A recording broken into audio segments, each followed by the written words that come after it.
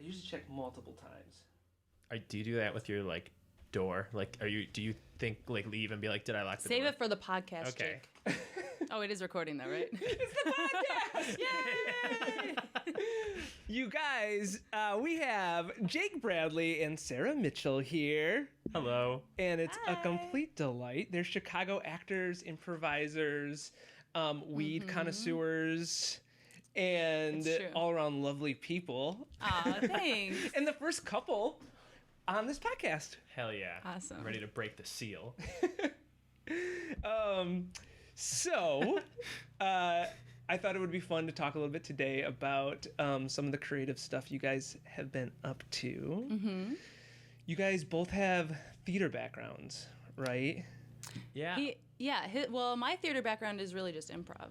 Yeah, Sarah's really more I'm on more the of a like pretty much background. You've been like film Yeah. and TV much more than theater stuff, right? Yeah. And then I was like a theater major and was like singing in Greenwich Village doing like musical theater cabarets before I moved out here. really? I was like very musical theatery before coming out here. Oh, it makes sense.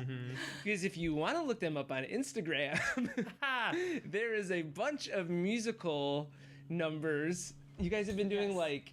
That was like the early quarantine. Oh, are you done now? Oh, yeah. We did 60 days straight. I watched them all yesterday. Oh, my God. We at the beginning of quarantine. Well, first they said it was only going to be 2 weeks, remember? And we were like, I remember that. And we were like, what should we do for the 2 weeks to have fun? And we were like, let's like learn a new song every day and try to do like different instruments every day, different genres and stuff, and do like off of crowd suggestions. And then it just like kept getting longer and longer, and then eventually she had to go back to work. Well, first it was like only your idea, and you were just going to do it on your own. And then we ended up both having a quarantine for 2 weeks because you were exposed to one of the first cases at your job at Chicago PD, the TV show, not the actual Chicago PD. Yeah, I'm not a cop. Yeah. So then once I had to be at home for 14 days straight, and then I jumped in and did it with him. I forgot about that. And then I had to go back to work, and then we still had to do it. So You felt obligated. Yeah, and then it turned into a thing some where days it was hard. she would get home at like 10:30 at night from work and be like, "Oh my God, like we're arguing with people trying to get them to put masks on all day," and I'm like, okay, cool. Well, today we're doing, a Bon Jovi song because that's what people suggested. So grab your maracas, So baby. grab your fucking kazoo. It's go time. I think my favorite one is, I don't know the band and I should. It's the one where like, Sarah, you're dressed up, I think, like as a crab? Oh, yeah, it's Superorganism. The Superorganism. I said superhuman. The group. Yeah. Superorganism is the name. Yeah, of the they're band. great. They do weird, like they're like a Tiny Desk concert. Like half the instruments are them like blowing bubbles in milk. You guys promoted them Biting well an because I apple. looked them up afterwards and watched their Tiny Desk concert. Yeah, we wanted to That's try and put it yeah, in their vibe. That's how we found out about them, as their Tiny Desk. And they ended up like writing to us from that one. Remember? Oh, did they? Yeah, they DM'd us and they were like, "We love it," and we were like, fucking cover our music anymore now. "Yeah." They were like, "And our lawyers are coming." Do you guys feel like my husband Matthew, you all know, plays the cello. Love him. Love him too. He's great. Great guy. Yeah. He's Great cellist. He's a great cellist. He's very obviously like of the creative mindset, and obviously so am I, like in improv and comedy. But I'm really happy that our streams don't cross so directly, so to speak. That like he's not an improviser, and I don't know why. I just feel like that's a plus. You know? Mentally. How do you guys feel like both being creative, but you're kind of in some of the same world and in other ways not? For us, I think it's only a plus because we come at it from such different perspectives and are like... You care about it, right, Sarah? Jake doesn't. No, it's other way around. yeah, it's quite the opposite. Oh, really? Well, obviously we both care about it, but like, Yeah. but for, I don't know. For me, there's not any pressure on it. Yeah. I guess that's the difference. Sarah will just crank them out, and with me, it's like. But also, I You're not didn't get trying on to a Herald prove team or any yourself. of that stuff. So. I'm always afraid they can smell it on me. That like I feel like Sarah goes in for an audition and they're like, "Whoa, she does not give a shit. We gotta book her." And then I go in and they're like, and I'm just like, please, I need this so bad, and they can smell it I'm on in me. so much debt from I'm like, why did I go to Acting fucking school. acting school? That's me too. Yeah, and But I like that it crosses over because we can help each other out and learn from each other's like other sides, you know? And especially now, like with all the self-tapes in a quarantine situation, like, you know, we get self-tapes all the time that it's due the next morning and it involves a reader or someone to be there with you. And it's like, we're fine. Yeah, that is helpful. You know, and we go in on it together with buying like a light and like a tripod and stuff. But I will say, I used to always be like, you shouldn't date an improviser. You should like find somebody that was really different. And then Sarah was the first person that I had ever dated that was like in the comedy world, in the acting world, like anything like that. And I was like, why was I so stupid for so long? I kept trying to find people that didn't have things in common with me. Yeah. I think we both were dating like teachers before we dated each other. Yeah, we were dating teachers. We were actually. Yeah.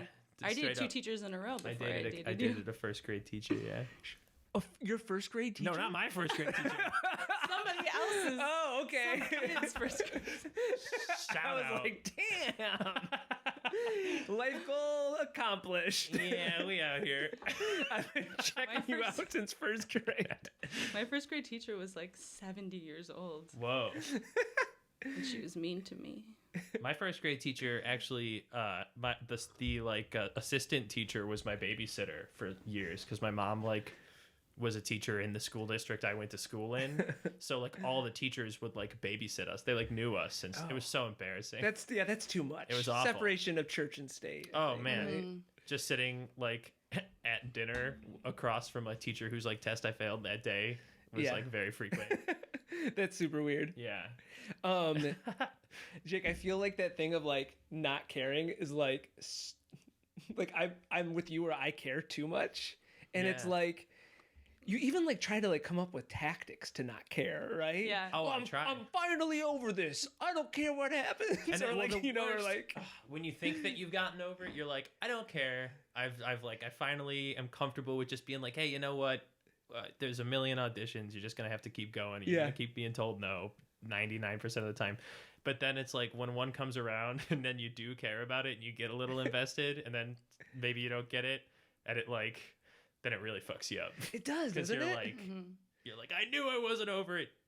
You loser. Yeah, it's such a weird thing that like a healthy balance of like not caring is like appropriate and like helps you audition better and perform. I think better. it's had to be a learned thing for me. That's what I think is nice about like I think it's less field. of like, you know, because obviously I still care, but it's like I've just fully, just as I have like I kind of I in a way like feel like I'm floating through life because I've fully accepted that death is inevitable and can come at any moment. So just like that in my acting career, I've accepted that most likely it's going to be no every time. So, you know, I'm just like, oh, well. Sarah, wait a second. Unpack this relationship to death that you've resolved. Oh, it's very... Well, do you feel like you had like a point in your head where like you literally came to that realization and it actually... Yeah, it actually does come from like, I can say specifically when it was, because when I was like a teenager, my boyfriend at the time died in a car accident. My other friend was driving and my other friend was in the car and they were doing something that we used to always do, which is just like drive like idiots in the burbs. Holy cow. But the difference was that normally we wouldn't be drunk when we were doing it, but they were drunk. Yeah. But anyway, so when I was 15, I was like, oh, okay. Like, you really could die at any time. And then, like, a few years later, when I was 23, my best friend got in a car accident where she almost died, but instead she survived it. But she just has a traumatic brain injury that's really severe. So she is in a wheelchair and she lives in her bedroom, like, at home with her parents. Wow. It was, like, right before her wedding. Yeah, so those two things combined, that's why that's like why I am the way I am. I feel like almost every decision that you make, it like circles back around to like the realizations that you made from then. At least from my just noticing around the house type of stuff. So like I don't know, but the other thing that I took away when I learned that was that you should always like tell people you love them right when you feel it. You know, it does like don't hold back. And so it's like a good thing too. Wow. So is it like is it kind of like a thing that makes you feel like you just like seize the moment more because it's like, I don't have anything. Yeah. Why wait? Exactly. It's so many different things. It's a balance of seizing the moment, and it's also a balance of like, of not like of living in the present, but you also have to appreciate that the really good things are like take nurturing and time. So it's like this crazy balance because you can't always live like only in the present because then nothing is deep, you know? Right. So yeah, it's like this weird balance. You were 15 when you lost your boyfriend. Wow. Yeah, I feel like, sorry, first of all. Or 16, actually. I was 16, yeah. I feel like, you know, the first friend that I lost that was my age, I think I was like 22 or so, like a really good friend of mine. It's a different wake-up call than like, and I don't think I had it as powerfully as you, where it's like really like, you know, you felt like you changed like your outlook on life from it. But it is interesting of like, oh, I'm immortal, like by proxy of like losing someone you love like that. Because I think you expect it from older people, right? Yeah. And like you're like it could happen when it happens and you're like young. It's always it's always a weird The thing. first dead. Oh God, this is so dark. But it just made me think of one other reason I might be like this. The first dead body I ever saw was freshman year. My classmate who killed himself. I've been going to school with him since elementary school, and he was always bullied so badly. And he hung himself freshman year, and that was like the first funeral, and like I saw him there. And then the second body I saw was Amiel when I was 16, my boyfriend. So it's like, in my mind, I've seen more young dead people. Yeah, and I hate funerals now. Like I really hate funerals. The first one I ever went to was the same circumstances, a high school. Someone who had, you know, taken their life and stuff. And I remember it was, we had all just graduated. So it was the first time, like, everybody came back home after graduation was to, like, go to the guy's funeral. And it was, like, it was dark. It's very strange. I feel like we're all so, like, poorly equipped in, like, one, how to handle those situations when, like, they happen, or, like, how to be there for people, or how to, like, how you should feel at a funeral, or like, you know what I mean? Oh yeah. And then we're also so poorly equipped. So much pageantry to it. Yeah. We're also so poorly equipped too of like, we just like, death is so on the back burner in probably a negative way. I think that's like I feel like that's a really Western thing. Yeah. I think so. That like, instead of like being very open about death and the reality of death and the inevitability of it and stuff like that, we like sweep it under the rug. Like, don't worry about that till later. Like you can worry about, you know, start to think about your mortality when you're older. When I feel like I could be totally wrong here, but I feel like just reading around on the internet I feel like that's what people are saying. No, but no, and honestly, it's true. I did have a decent amount of my dad is the president of a foreign exchange program, so we always had students from different countries in the house constantly. Good my for entire you. childhood. Good for you. That's fun. It was fun, and I got to learn some things. And like that buffalo is not a great sample of the world at whole. Okay, yeah, that's good. And that there's, you know, just a lot of different cool stuff going on in the world. And it definitely helped me get away from the small town vibes. Yeah. I have a couple friends that are like, well, one is a nurse practitioner and is like around death all the time. And it's just so like, it's almost jarring to hear the way he talks about death because it's more just like acclimated to it. That was like that morgue guy you were talking about the other day. Didn't you just talk to? Oh yeah. At my work at the dispensary the other day, we were taking in an order, and the delivery guy, he had just switched careers. He's now a weed delivery man, and he previously was a mortician for the past 15 years. Doesn't that guy need a TV show? Yeah, that is. That's a setup for a TV show. Just like casually talking about it, and I was like, wow, and I was like, so did you like embalm people? And he was like, oh yeah, I stitched them back together like Humpty Dumpty. And I was just like, I was like counting like thousands of like vape cartridges. I was like, oh wow, man. So do you like weed? I'm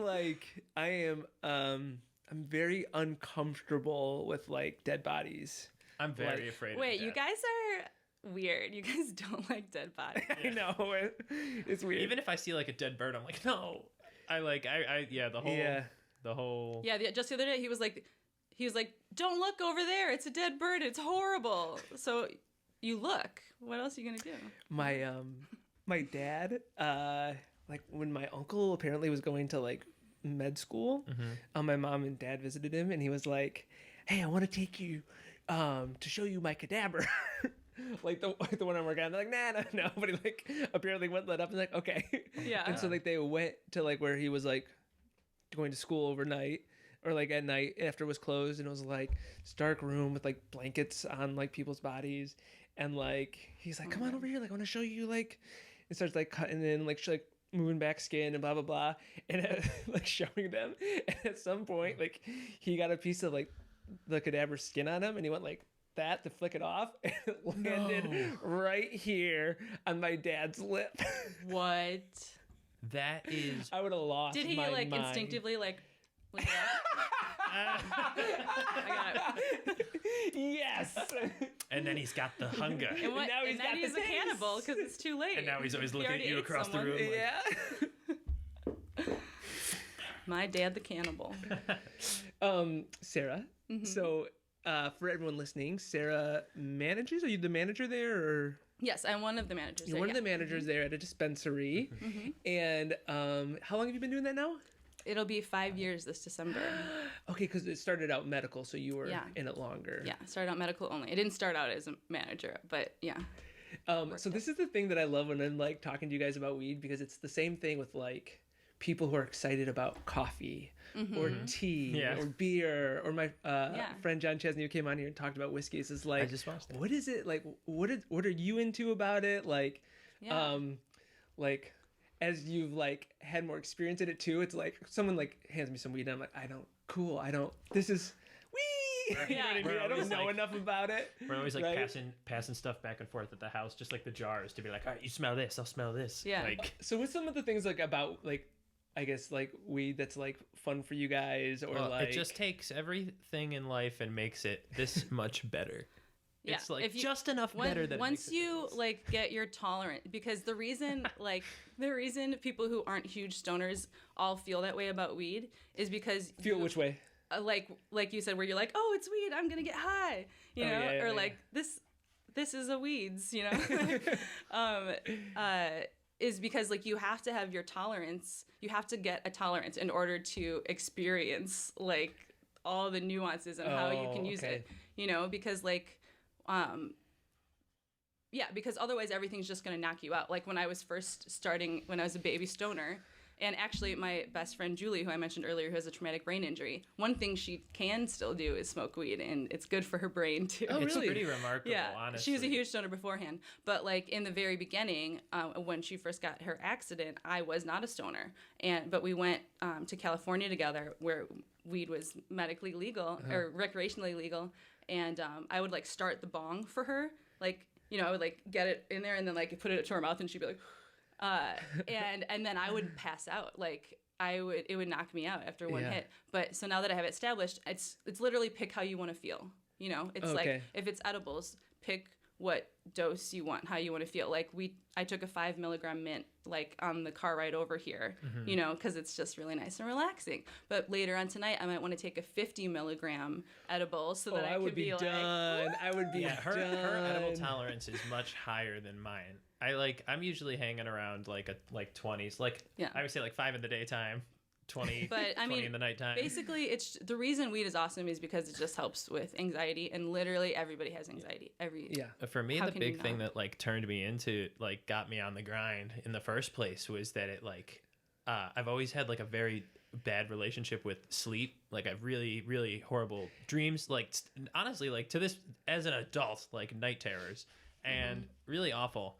And it just stops it. It like straight up, if I can, you know, eat an edible before bed, I won't have dreams that night. That's how I sleep through the night every night too.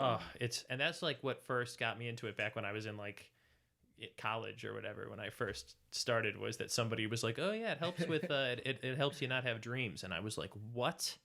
because I was like, that would be life changing for me. You guys, so I didn't start smoking weed, I don't know, maybe like 5 or so years ago. And I actually didn't have any interest in it, so to speak.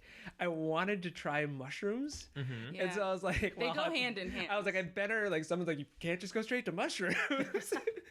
And so it was like, maybe I've been smoking longer than that. And I don't smoke, I'll go through like a few months and not smoke and then like smoke. And then I don't know.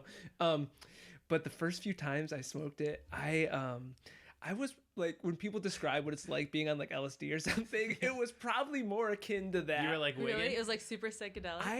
I got, one of the first times, it was like one of the first 3 or 4 times I got high, my friend put, I guess maybe it was like wax or something in it, something that made it stronger. And I was, no joke, paranoid high for about 4 to 5 days. Yeah. And everyone's like, that's not possible. That's not possible. And like, it happened. And I thought I broke my brain. You know, my only experience where I ever had something like that was the only time, because I've tried a gamut of psychedelics, and like, but we tried Molly one time, and I was rolling for days. I was going to work, I was rolling, I was going home, going to bed, waking up, I was rolling. And I was just like, and it freaked me out because I was like, anything else I had done, everyone had been like, oh, it'll last for 8 hours, and then it does, and it like perfectly fits in the time frame. And then I tried that, and it was like, I was like, it's the only one so far that I was like, I have no interest in circling back. Even though it does, it was fun the night when I thought it was supposed to be happening. But then by 3 days later, I was like, I'm not cool with this anymore. Like my, I don't know if I would, is Molly like an upper more than, it's like a psychedelic, right? Yeah, it's like, I love you, everything feels nice. It's they say it's pure ecstasy. It's the only time I had tried it. It'll make you be like rubbing your friends and being like, it's not sexual. It's fine because it's not sexual, right, guys? But even though everyone's naked. Yeah. Speaking of sexual, I watched part of Two in the Bush last night. I didn't get through all of it. Yikes! Let's talk about Jake's. No. Was that one of your first full length? Yeah, so films. Two in the Bush. You can find it on Amazon. Yes, it's on Amazon Prime. It's iTunes as well. Is that right? I think it's still on. Yeah, it's still on iTunes too. It's an indie film that was filmed here in Chicago. What do people call it? The first polyamorous dungeon rom-com is what some reviewer called it, which is cool. But yeah, that's the first movie I've ever done, and only movie, and it's the most that I've ever been able to like act in one go. Because up until then, I probably had, I don't know, what was it, like maybe like Chicago PD. I had a role on there where I had maybe like 2 minutes total of screen time, and that was probably the most. Besides commercials. I always think that's what's like so interesting about this. Where I had to act for an hour and a half. So how was that? How was that as a whole, as a project? Because like you're the star of the film, and like jumping into something that big. How was that? It was amazing. It was crazy. It feels like a little like in my mind it's like this like bubble, because I had to like kind of bubble myself away from the world too. Like we shot it in 3 weeks, and I took 3 weeks off the dispensary, which they were awesome to let me just go. They even made me a little care package.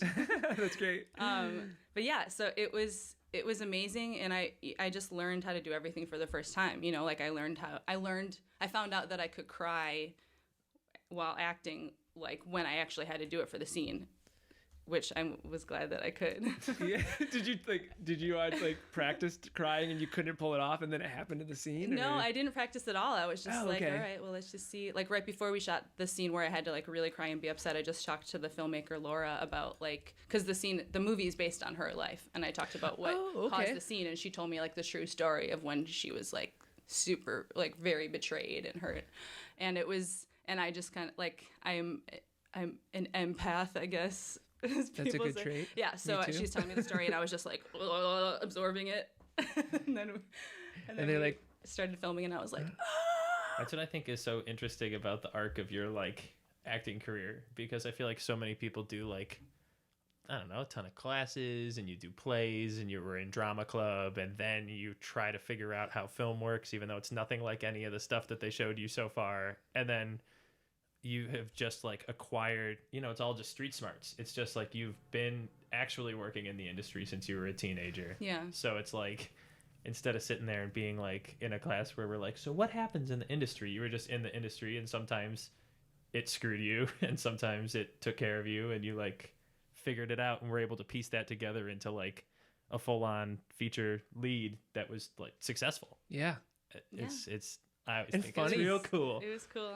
I had to do my first like 8 sex scenes of my whole life. Like, just get them out of the way. Yeah. But the first one was just with myself, so that was easy. I think I got an audition this past spring, maybe it was, where it was like a makeout scene with a guy, and I was like, ooh, I always just assumed that if I ever got like a kissing scene, it would be more than likely the odds of it would be with a woman. Yeah. And so I talked to Matt about it, and I was like, hey, this audition. Yeah. What do you think? And we were just like, it was my choice, but I was like, I'm not going to do this. And that's okay. Like, everyone's got their own thing. Everyone's got their own thing. You got to be able to. I was like, I read this part of the script too. I'm like, I actually don't care about this. It's not like something that I like. The film, I didn't think that it would be something I'd enjoy. And it's like, this is just an audition to me. Yeah. And it's like, but I feel some hesitancy on a personal level, which to each their own, right? Yeah. I mean, as an actor, you will kiss other people potentially, but I just felt some hesitancy. And then Matt was like, yeah, don't do it. And I was like, all right, I won't. I had an ex storm out, like very publicly storm out of a play one time because you kissed someone in a scene. I kissed somebody in a lot of the scenes in the show. It was like the show was Don Juan in Chicago, and the premise is that Don Juan from like the medieval story, he's still alive, and it's Chicago currently, and he has to sleep with someone every night or else his deal with the devil ends. So like the whole show is like a rotating cast of people each night of his life as he like tries to sleep with them to survive. So it was a lot of kissing in the show, and she like got up in the front row like crying and left, even though it was crazy. She knew it was coming. She was an actress. She knew it was coming. She knew all the people. We had talked about it. I thought it was all cool, and it was just like so not cool. And now I just am like, you gotta really communicate with your people if you're gonna. I felt terrible when that happened. For us, like he doesn't care. Like he doesn't really care at all because he was like desensitized in theater school or something. Yeah. It was fine for zip zap, grab each other's butt. Well, it was just like all those classes where like you do a scene study class. There was only like 12 people or something in my BFA class, and so like everybody had kissed pretty much on stage or off or in a class or something like that, and I was just like, it's just like part of the thing. I don't care about kissing. Yeah, and I come from like normal life where people don't do that, so I don't. I mean, obviously, I would never tell him, no, you can't, because this is our job. But, like, I don't like watching it. Like, he doesn't mind watching it. He didn't mind. Like, Turn the Bush was fine for him. I didn't like doing any of those scenes. It felt really weird to me. I would say that, like, my previous improv teams, I was, like, kissing everybody all the time, because it's, like, that's what you do in improv. You're like, oh, my God, the scene ended with a kiss. Yeah. How bold. And then at some point, I was like, oh man, I don't want to catch anything. Yeah. My first team Scout used to kiss a lot. There was just a lot of kissing and a lot of grabbing and touching. It was a very sexual team. Very, very sensual group. It is kind of fun when you have those teams where like the proximity is just like what everyone's like, yeah, let's have fun. Yeah. I will never forget. You guys know my friend Aaron? Which Aaron? Goldsmith, aka Aaron Lovely on Facebook. Oh yeah. She does like a lot of musical improv and whatnot. We're great friends, and oh wait, I didn't know that wasn't her real last name. I'm learning. Yeah, Aaron Goldsmith. Okay. Yeah. Right. We were in the show at IO, and there was something where like I was standing on a chair facing away from the audience, and I don't remember why the scene called for it. But she comes up to me and she like takes her finger and like puts it like in my butt cheeks. Oh, really got it like, there. Whoosh, yeah. And like I just like laughed and like surprised me, and like the audience lost it. And then there was apparently my friend Patrick McDonald was like, there's this woman in the back who was just like like just like clapping like that 'cause she loved it so much. I'm like, man, you better be playing clear. a wall socket or something, and she was like, "I'm gonna." She was the chord. It was probably something like that, yeah. But it's, I mean, obviously, don't do that unless you know your team, right? Yeah, and that's okay. Yeah. But like, it was one of those things where it's fingers like, and butts claws before you guys. yeah, you don't, stage. you don't teach that class. You skip over that class. No. Like, don't do it. Just don't do it. Yeah. But then like you get on a team where it's like the people are comfortable enough. I mean, when it's like and I would have never done that to her. When it's your good friends and you have an understanding, it's like, you know, some shows like, you know, my old team, Polar Pig, who are the guys I moved out here. Polar with. Pig. Yeah, I moved out here with those guys. With yeah, you guys remember we swept the indie scene Polar Pig. It was me and Pete Byrne and Dave Quinones. We moved out here together. And we used to like the whole show was just to see like how uncomfortable we could get each other to be, and because we were comfortable with each other, so we were like, let's find out where the line is. Yeah, and those shows would be brutal sometimes. Yeah, and you and Dave did theater school together, so you knew how to like. Well, Dave's like a combat guy, so he's very physical. So a lot of the shows ended with just like bodies all over the place. Just like a lot of gymnastics. There was always a lot of like upside down, like a lot of groins and faces, and Jake, you're a delight to perform with. I think like you are too. One of my Jake and I performed on True Bangers together till Io died. And one of my favorite scenes was, I think it was towards the end of, our run together. Io's, the world. Yeah. And it was something crazy physical. It was like we were like crashing into doors and like bouncing off of doors and like crying together. Do you remember this? It was in the Del Close Theater. I remember. I remember slamming into walls. We like just bounced off a bunch of walls together. What was it? Like, whenever you feel like you're close to breaking something in a scene, it feels fun. It does. Mm-hmm. I definitely have done a lot of damage at IO. I've like cracked the walls. One time I ripped one of the windows out in the Chris Farley on accident, and we like put it back in that night.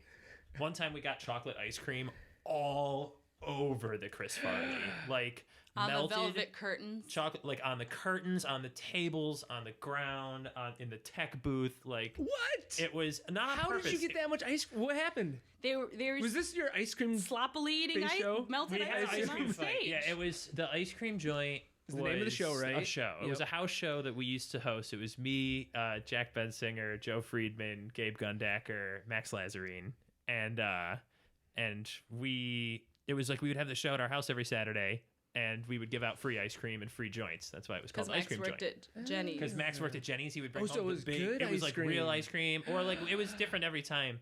And we had like it was just amazing, and we ended up having all these like really incredible acts coming through over the couple years that we did it, and it was just like a ball. And we would and our house was like a free for all. We were like, you can trash the place, like it was really crazy. And then when we would get invited to do stuff elsewhere, we'd be like, oh, well, we should bring a little ruckus, don't you think? And we were like, and the plan there wasn't even to do anything messy with the ice cream. We were just going to do an improv set, and we were like, but we should bring ice cream and like put it out on the tables. So we brought just like a bunch of pints of ice cream, and at the beginning of our set came out, and we were like, put them out on the tables, and we were like, anybody, you can eat these if you want. And nobody was eating them, and they were just like melting and melting until they were just slop. And then the improv show like just turned into a food fight. We were just like, all right, well, we just started like throwing melted ice cream everywhere and all over each other. I remember being in the audience like, everybody in the audience was like that, and we were just laughing and having a good time. And then afterwards we were there for like an hour just like scrubbing and Okay, I am not here to defend anybody, but can you imagine what it's got to be like to be an adult and run an improv theater for like years and years of your life? And it's like everybody who's there is the out of control class clown from their school. Yeah. Like the worst one possible. All convened in this one location where shenanigans are gonna abound. I mean, that's like when we were doing it out of the house. That was why we had to stop it eventually, because we were like, this place is gonna burn down. It was like there was just shit. There was like cupcakes stuck to the ceiling for a year. There was like, it was like there's a time and a place for that in everyone's life, right? Yeah. I mean, it was. That was the time and place. It got to a point where it was like, oh yeah, comedy theater is not livable. It's like not a place you should live It's not inside. sustainable. Yeah, when I look back on those times where I was like hosting a midnight show after and like still working the same job I have now, I'm like, how did I do that? It's not sustainable. No. Yeah, it's. I don't know. It was if you guys hear my phone 30s. going off, so I'm very unprofessional and didn't put it on silent. Wow. No worries. It's probably Matthew. It's probably That was My the sweet, chair. sweet It just husband. made a fart noise. I can do it again. Sure. I loved playing with you because I always loved your songs. Oh yeah. yeah. I got put on hiatus on one of my teams for too many songs, but like whenever I can bust out a song in a scene. I felt like 80% of the songs started with "Oh, one little snowflake," or like it was always a little like There was a pattern to it. a little tiny soldier. That actually makes me miss. That just made me so sad for improv this time because that was so cool. Like as an adult to have a reason to just like walk center stage and then the light shines on you and you just start singing a song in front of everyone, but you're not in front of your mirror at home as a kid. Yeah. You're literally on stage in front of people and like you're allowed to do it. Yeah, it's super weird. The void of Yeah. shows.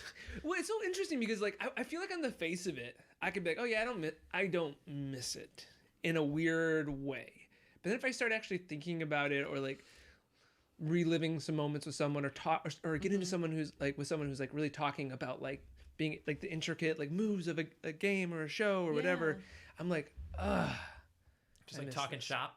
Yeah. That is or the like fun I part. teach a class online and it's like, well, it's not in person, but then all of a sudden I walk away and I'm like, oh, this thing I really have cared about for 10 years and like invested a lot in, it feels good to be in that and around that, which is weird that that's surprising to me because like, no kidding, but I feel like, But comedy does that to you, you know? It like gets you kind of like if you're in it long enough, it's like you start to just kind of roll your eyes at a lot of stuff or get a little jaded about it. And then it's like, yeah, I think the separation was a little healthy because it's like I actually do get excited to like do comedy things. Like, not that I wasn't like I was always happy to do shows and excited to do them, but there was at any point, I don't know, anything you're doing can become a chore if you're doing it frequently enough, you know? Yeah. And it's like now I'm at the point where I'm like, oh man, I'd kill to just do some stupid shit on the stage. I don't know. yes. I'm putting together a show right now. Oh, what is it? I'm putting together an outdoor show. Me and EJ Cameron are hosting it. And Okay. it'll be at the Nighthawk in a bar up north. But they have like an outdoor patio. It's going to be like Fun. super distancy. They have like Ooh. we don't have the date set yet. I'm meeting with them tomorrow actually to figure that out. So, but I'm just like, I'm dying to hear everybody's quarantine stories. I feel like it's been such a weird time. Did you guys watch SNL this past week? We watched Unfortunately. the monologue, but that's it. I watched it, yeah. Or I watched most of it. It was interesting. Sarah, do you I mind watched pulling that microphone just a Oh, little I'm so closer? sorry. Yeah. I What'd did you not think? watch it. I don't know. I it was weird because I don't usually watch it, but I watched the whole episode and I was like, this stuff feels like it should be getting laughs. But was it a smaller? It was a smaller audience, smaller right? It was just audience. that audience there. I don't There know. I were never certain- think it's funny, so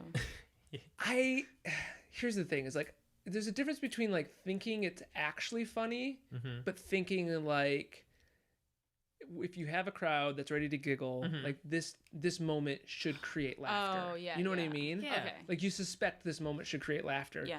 But it felt like that was so absent. I feel during like so a many weird sketches. thing with SNL is that, especially being like out in this Chicago scene, is that like, you know, we know how they like cast it and who they're looking at and who they grab. Like we have a pretty good sense. And it's like each time that they grab some super funny person that we know about out here and they go out there to write for them or be on it or whatever, you're like, okay, now it's going to get funny because they're funny. I know they're funny. So like, that's going to help. And then every time you watch it, it's like it's just like every other SNL episode. Yeah. I don't know. I guess my thing is like with it, I don't know. I guess I shouldn't talk too much smack on it. I still want to. I still want to do it. It's a very popular TV show that's playing to the general public. Yep. Yeah. So it's really. So it's kind of toothless, and that's what bugs me a little bit. I think so too. I wonder if there's also like a little bit of that thing of like when you watch any live sketch or improv that was filmed with not like a huge budget. God damn it. Matthew, we're doing a podcast. You're supposed to be bugging. I told you I was going to leave my phone on ring and not to text. We got that on tape, right? Listen, Matthew, when you watch this, he won't watch this. I feel like when you're, whenever you record anything that's meant to be live, it just loses so much. That's always been the thing that fascinates me about that show is like, how do you balance? Like, whenever I think about, the way that I think a lot of the comedy people have thought about, like, okay, if I got there, like, how would I try to play it? Yeah. What would be my angle? What would be my? And who knows how much control you would even right? have, of course. But then also it's like, how do you balance the like, I'm doing a live sketch show? Because it's like, you're doing it in front of an audience like a Second City show, but the real audience is the camera. So it's like, do you play it like you're doing a film thing, or do you play it like you're doing a stage thing? Most people just seem like they're trying to read the lines correctly. Well, and then they're changing them like constantly. So it's like, I don't even hang them up on that, because it's like, maybe it's time this show hung up its coat. Yeah, well, I don't know. It's just like, feels like it'll always be there. Yeah, I mean, I like the idea that it's always there. Yeah, it's like, nice. It feels like it's just kind of like a fun like part of our culture, and like even if you catch a snippet or two. I feel like people thought that this episode that was coming in though, like I feel like there's this weird vibe of like some of the more like famous SNL moments are like the first one after 9/11, or like the first one after, like it's like, okay, how are you gonna handle this? How are you gonna like get something that's gonna get everybody kind of behind it to be like, oh, okay, well that's funny. We can all agree on that, right? Yeah. And it's like, and I don't know, it just do you think though, like my suspicion is that like it's not as much about, oh my god, my phone. You guys talk amongst yourselves. So what do you think about Johnny? He's okay. Yeah. I think he's like pretty nice, but like there's some things. Okay. It wasn't mad everybody. Oh, hi. So unprofessional. I feel like there's a higher success rate with like digital shorts. Yes. Oh, yeah. Like they're more funny. And so it's which would then just speak to the fact that it has so much more probably to do with the format than it does the writing or the talent or like anything else. Because, definitely. Because if those are hitting at a higher like ratio, then it's probably the case that it has more to do with the format, that it feels at times like, oh. Well, because I think that is like some of the trouble that like, because it's like this huge network show, so it's like you want it to be like really slick and really sharp, but it's like, it's it's a play at the same time. Yeah. So it's like it's like as slick as all the production is gonna be on it. It's like there's gonna be in the live sketches, there's gonna be weird moments, there's gonna be late entrances, there's gonna be missed cues or whatever. Where it's like the digital shorts are like, well, yeah, those better be sharp. You were working on them all week. It's like you were able to whittle it down and work on it. I feel like it almost needs the protection of a more clear caveat that maybe we've kind of forgotten about, which is like it is done in a week. It is done live, one take. That's what's crazy. I mean, to crank out like how long at Second City does it take to crank out a 2-hour show? 2 months. 2 months. Yeah, was that process a month and a half too? It's like weekly. That's crazy. Yeah. To expect there to be more than a hit in the week. Yeah. So it's like, a big ups to them. I think it's crazy hard. The same thing with improv, like going over to Logan Square Improv and being like, man, this is a little bit more of a like small venue that's kind of like a little bit more grungy and rock and roll. less sharp. And it's like, yep, this is where improv should be. Yes. Because it sets your expectations correctly. Because improv's kind of punk if you can do it right. You know what I mean? What'd you say? I said because improv's like punk if you do it right. Can be like punk. Punk? I thought you said pug. No. What is a punk? Improv is punks. No, it's for real. We used to like dick around and say that on Scout all the time, but it was true. That was definitely the philosophy at the ice cream joint, was that we were like, let's try and make it feel like a punk show on the inside, where it's like destruction and people are just getting crazy and you're sitting there watching the show and there's like dogs walking around and people are smoking joints in every direction, and it's just like you walk in and it's like, oh, you like, it's the environment that like a garage band would play for. That's like where it makes sense to live. That's why the old IO was so much cooler, because that downstairs space felt like we were like in this creepy comedy basement. That was just like gross and sweaty walls, and it wasn't like a cool slick spot. It was it was small enough too. Yeah, you were all like all over, and you were like leaning over people to like try and see the action. I feel like that was what was lost a lot when they moved, because it was like all the more rooms, the Mission Theater. Everybody was all spread out, playing into the cavern of the Mission Theater, the black hole, where it was like, you know, you were never doing those shows where it was like people like on top, unless you were doing like, I don't know, the showcases or Improv Shakespeare or some shit. But or three-peat, and it's like, I don't know, I feel like improv definitely belongs in grungier environments. I think so too. Sarah, do you I know you don't care as much, but like I care a lot. You care a lot. You are very successful, like in the on-camera scene, and that's what people say. I don't know why they say no. that. Well, I think compared to the majority of us, you are. I think it's all an illusion. I think it's just because when I do any of the SAG extra jobs I can get. So maybe when people see on my story that I'm on set, they think that I'm booking all these principal roles, but no. You do book a fair amount, though. I wish I booked more. I lost my health insurance from SAG because they lowered. I had qualified all year long, and then they were like, "Oh, whoops, it's a pandemic. We suddenly decide you need to earn more, so you don't qualify, and also there's no jobs for you to ever have the chance to make it." What a blessing. But I'm sorry. I guess I'm gonna say, what are some of the things? I'm just feeling a little unsuccessful right now. Story of my life. What are some of the things that like creatively like get you excited? Like, I feel like it's different, right? Because like you, with a commercial audition and stuff, like there's the excitement of like maybe booking the job and like getting the thing, and then you've like done this like feature film or this full-length film.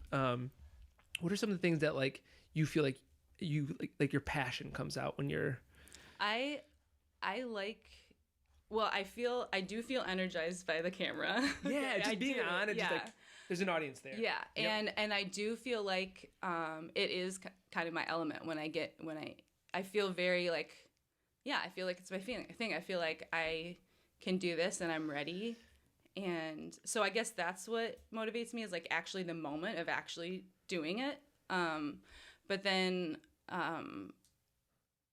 well, I mean, I don't really get the opportunity to do like real acting like I did with the movie Two in the Bush. And also the reason I love Two in the Bush was because it was written by a woman too. And it's literally like the only time I've been directed by a woman, even with all of the commercials and everything, the only time I've had a female director.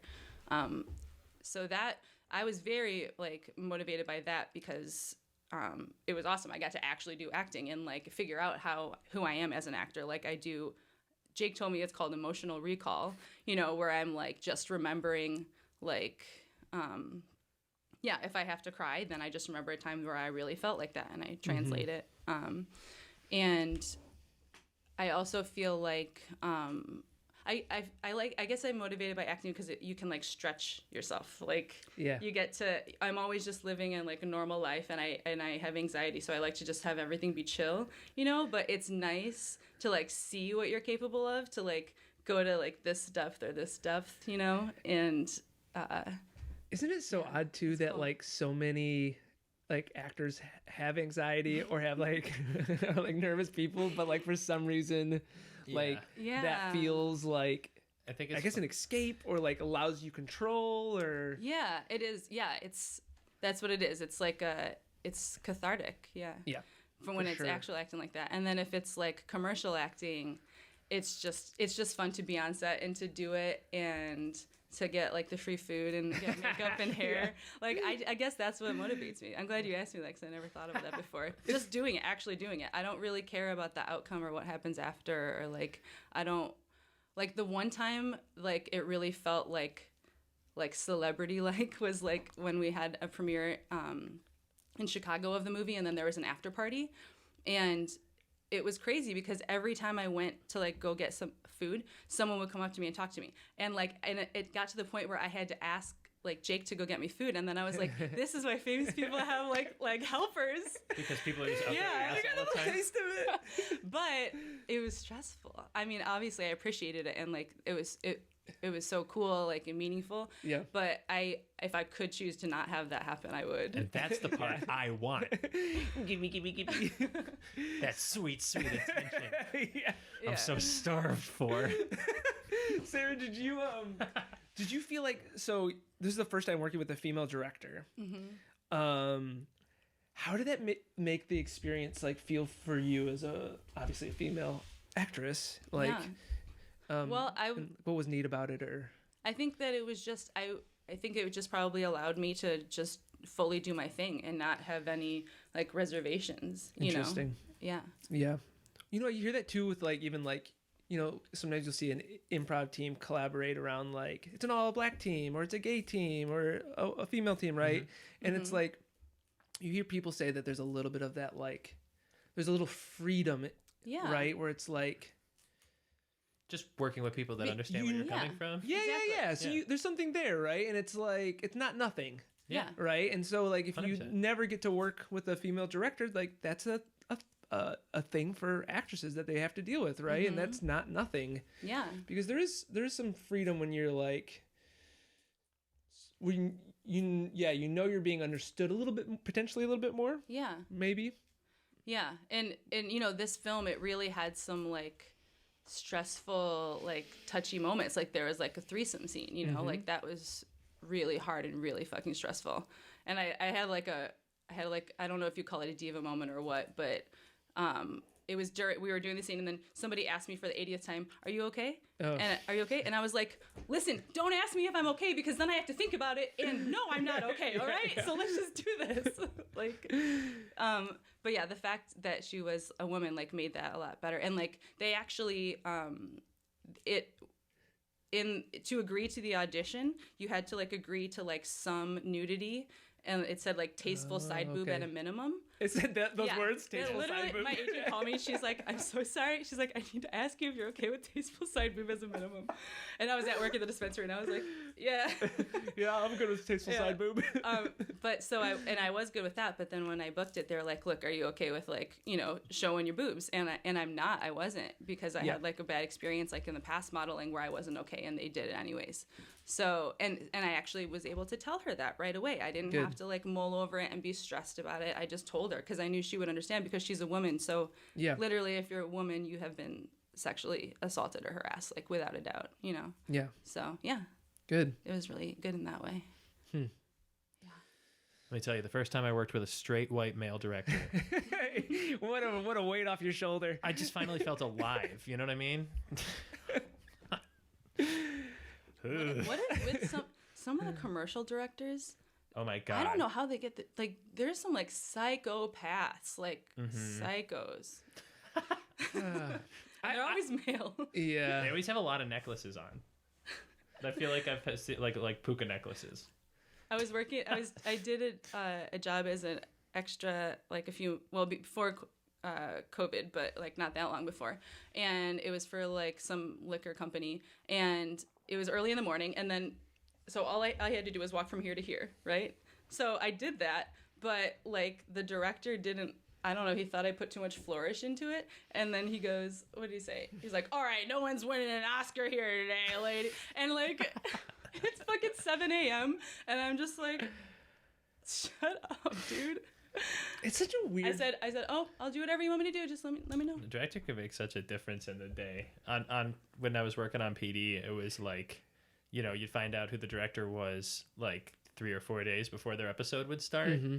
And it was like, as soon as you saw the name on the paper, it's like you started to get to kind of know like what the vibe was going to be for the day, who each one was. Okay. And I absolutely would not say any names, but like there were certain people that would come and you'd be like, okay, it's going to be 18-hour days. We're going to do like the shot's just going to be people walking out of a house, and he's going to want to shoot like everybody's feet, everybody's hands in close up, everybody's car door in close up. Like, he's just going to do 95 shots for like a 2-second thing. And then there's other directors where you were like, okay, this person is reasonable. And Jake, you got like, I guess like a pretty in-depth, insight into, the on-camera world because of that job. Yeah. And tell everybody what it is you exactly do. So I spent the last like two and a half seasons on working on set for Chicago PD as a stand-in for the actor Patrick Fluger. He's a very, very nice guy. I like him a lot. He was always cool. And so essentially I like look enough like him. I'm like the same height as him and we had the same haircut. So they would like throw me in his outfit.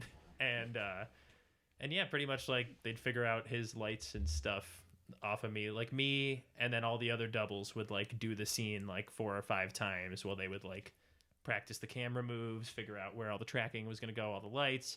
And then we would do it one last time, and then once they had it, they would like bring in the expensive actors so that and then do it like 2 times with them and then move on to the next thing. And then sometimes it would be like, if there was like a chase scene or something and like he didn't need to be in the car, it's just going to be a blur. They would like, so I got to do like some light stunt stuff, which was kind of cool. Some car chasey stuff. Very fun. Yeah. One time they like shut all of Michigan Avenue down and I got to just like sit in a car with a stunt driver, and it was like, the whole episode was like a pandemic thing, pre-COVID, but it was like the whole Mag Mile was totally empty, and we were getting to go like 70, just like ripping around corners, and it was scary. Did you get to use pretend guns? Oh yeah, all the time, and real guns that had been like decommissioned and stuff. They're like big sniper rifles. And there was like, oh yeah, I remember seeing some pictures of you with a sniper rifle. The weird thing with the guns is that he's left-handed, so I had to do everything left-handed for 2 years, but I'm right-handed. So it was like it would actually matter because sometimes you would just instinctually be like, Chicago PD, and they'd be like, your arm's covering the entire shot. I'm like, oh right, my bad. And it's like I had to figure out how to do, and they like really, there's like one guy there who like boot camps you and like teaches you all the like cop, like, so you know how to like walk like a SWAT team person and like hold your gun like a SWAT team person and do all of the like. How do they walk? It's like you have like bent knees and it's like a heel toe thing. Okay. Because I guess it makes you quieter. Yeah. And there's a lot the of people sleeping inside can't hear you. Exactly. Ooh. Yeah. And yeah, exactly. But it's I just decided not to go back this season the other day. Actually. Interesting. And what was that based off of? The news was part of it. Was a big part of it. That was something that had been bothering me for a while. Was that I liked working there. I liked the people there a lot. They were all super cool to me, but I did not like the messaging. And the other thing, I feel bad. It was the deal that they offered post COVID was not really. They cut like a bunch of other departments, and they're like, oh, but you'll just do their job too on top of the one you do. It wasn't even that. It was just like it was like essentially they were like, we want you guys to like come in, instead of standing in for one character, it'll be 3 characters instead of. Also we can't bring in background actors anymore because there's only so many people we can have on set. So we'll bring a change of clothes because you'll also be doing background. And they just added like all this stuff, but the rate was the same. And I had already kind of my intention was to finish last season and then be like, guys, it's been great. It's been a couple of years. Thank you very much. Yeah, I learned some things that I was really trying to learn. And like I said, I like the people there have been very cool to me. I like them a lot. So I hate even like talking shit on it, but it was it didn't seem reasonable to go back. And then Med went back and they're already closed because people got COVID. Because that'll do it. They ran the set for like 2 weeks and now they had to shut it down for 2 weeks. So I think everybody's gonna like start doing this. They start this week. And then Yasmin booked a part. Yay! But Yasmin's a lovely actress and improviser that is a friend of ours. Who you can apparently catch on Chicago PD quite soon.